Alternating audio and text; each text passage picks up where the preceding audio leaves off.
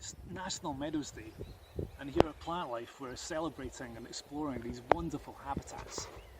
This is my local wildflower meadow, and I usually try and come up here at least once a year to experience the wildflowers, the bees, the butterflies and the birds.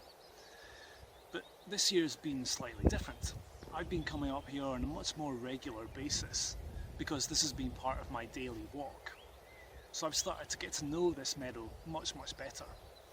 I started coming up here this year in March when there weren't any wildflowers around, but it was still wonderful to be able to walk out of the wood into this big wide open space, experience the wild geese flying overhead, the buzzards soaring above the trees in the forest on the other side of the glen, and really start to see the seasons unfold.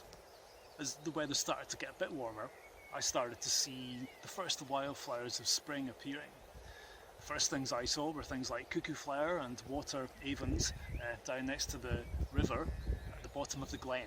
And then a little bit later on, as the weather started to get even warmer, I started to find things like tormentil, this wonderful little yellow flower, bedstraws, milkworts scattered through the sweet vernal grass and the fescues.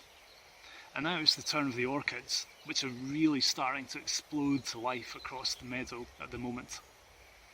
It's been a really hot, dry spring, but the rain that we've had over the last few days has started to make the meadow a little bit more lush, a little bit more green, and it's nice to see the wildflowers really responding to that.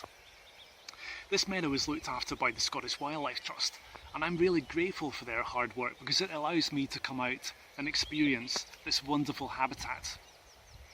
Plantlife believes that everybody should have access to wildflower meadows no matter where they live, whether that be in the towns, cities or the countryside. They're such important places not just for wildlife but also for our sense of well-being as well.